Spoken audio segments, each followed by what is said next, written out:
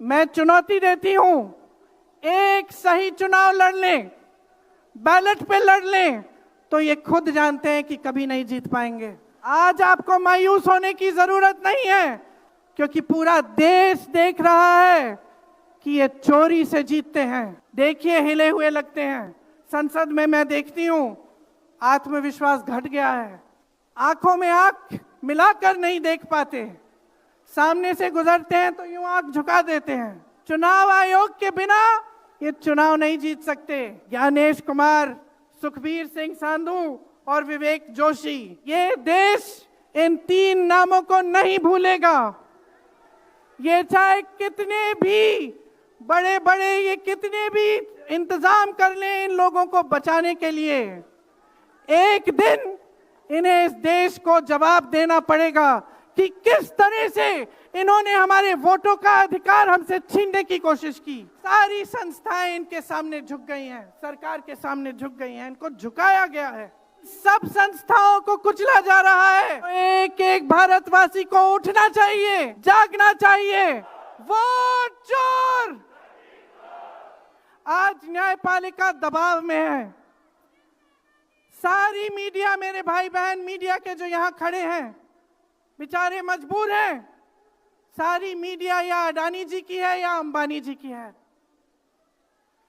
आज परिस्थितियां ये है कि पिछले आम चुनाव में मुख्यमंत्रियों को जेल में डाला गया, कांग्रेस पार्टी का बैंक अकाउंट बंद कर दिया गया, भ्रष्टाचार के नाम पे तरह तरह के इल्जाम लगाए गए जिसका कोई प्रमाण नहीं है। ईडी भेजी, इनकम टैक्स भेजा, सीबीआई भेजी, और जैसे जैसे जिनका दिल कमजोर था, जो सह नहीं पाए, वो इसकी उनकी पार्टी में शामिल हो गए। वैसे वैसे इनकी वॉशिंग मशीन उनको धोकर उनको पाक बनाती रही। आज संसद को देखिए, संसद को देखिए, मुश्किल से एक सत्र में एक दो बहस होती है। और जब हमने कहा, राहुल जी ने मुद्दा उठाया, खड़गे जी ने मुद्दा उठाया कि हमें बहस करनी है चुनाव पे, एसआईआर पे, जिस तरह से वोट चोरी हो रही है उस पे, तो घबरा गए, मानी नहीं बात। अंत में जाकर कैसे माने कि हम वंदे मातरम पर भी चर्चा करेंगे। तो हम संसद में ये बहस करते रहे कि राष्ट्रगीत किसका है, राष्ट्रगीत कैसे बना, राष्ट्रगीत क्यों बना, और जो बड़ी बड़ी समस्याएं हैं जिससे आप जूझ रहे हो, बेरोजगारी, महंगाई, पेपर लीक, उसके बारे में चर्चा करने की हिम्मत नहीं है। हिम्मत क्यों नहीं है? क्योंकि अगर इनको एक असली चुनाव लड़ना पड़े, मैं चुनौती देती हूं, एक सही चुनाव लड़ लें, बैलेट पे लड़ लें, तो ये खुद जानते हैं कि कभी नहीं जीत पाएंगे। आज आपको मायूस होने की जरूरत नहीं है कि बिहार का चुनाव हार गए, क्योंकि पूरा देश देख रहा है कि ये चोरी से जीतते हैं। ये जानते हैं कि आज के दिन जनता इनसे नाराज है। देखिए, हिले हुए लगते हैं। संसद में मैं देखती हूं, आत्मविश्वास घट गया है। आंखों में आंख मिलाकर नहीं देख पाते, सामने से गुजरते हैं तो यूं आंख झुका देते हैं। आत्मविश्वास कम हो गया है, घट गया है। अपने आप में विश्वास घट गया है, क्योंकि जनता का विश्वास भाजपा से, इनकी सरकार से, प्रधानमंत्री मोदी जी से, अमित शाह जी से सबसे हट चुका है।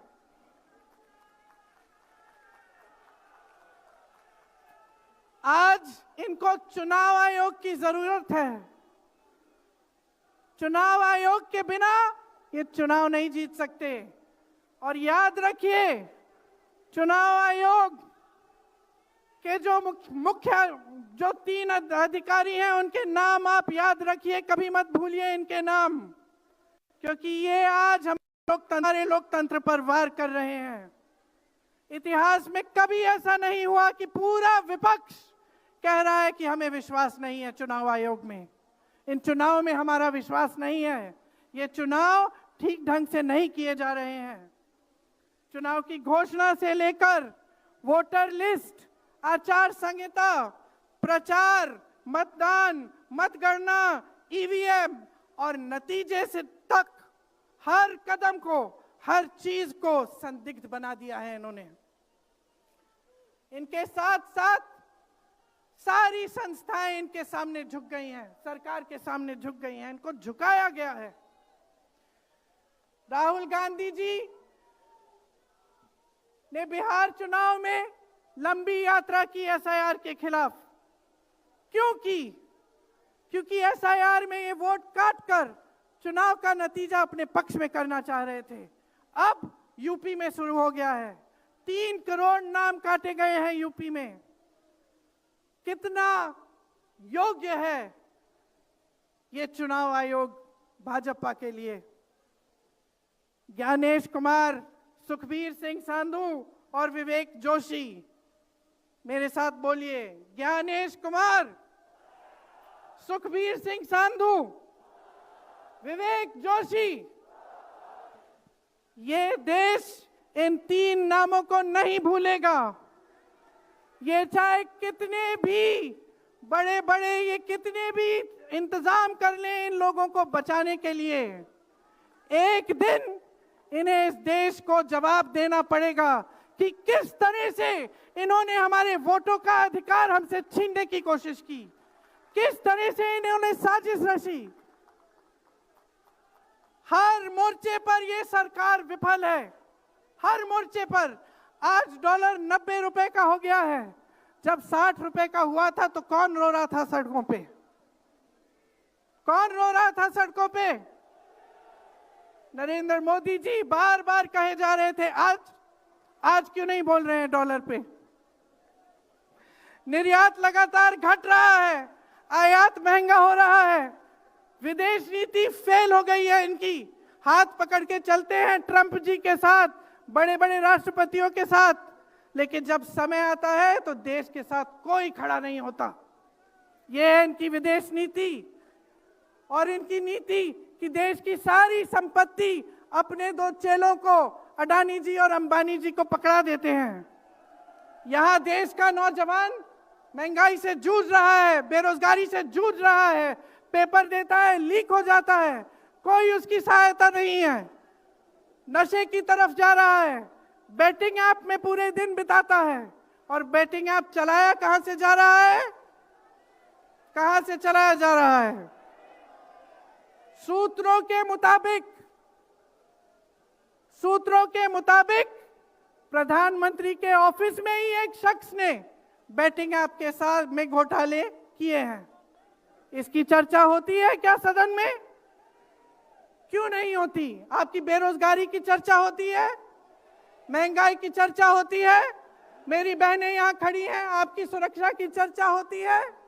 ना सदन में होगी, ना बड़ी बड़ी रैलियों में करेंगे ये लोग, ना आपके पास आकर आपसे बात करेंगे, आपके हालचाल पूछेंगे, आपसे पूछेंगे कि किस संघर्ष से आप गुजर रहे हो, कैसे जी रहे हो। क्योंकि हिम्मत नहीं रही इनकी, हिम्मत नहीं रही। जो था, जो बना था, जो 75 सालों से सबने संघर्ष करके बनाया था, वो सब तमाम बिगाड़ रखा है। ये आज हम यहाँ आपके सामने आए हैं ये कहने के लिए कि हम लड़ते रहेंगे, हम कभी नहीं झुकेंगे, हम कभी नहीं रुकेंगे। धन्यवाद। जय हिंद।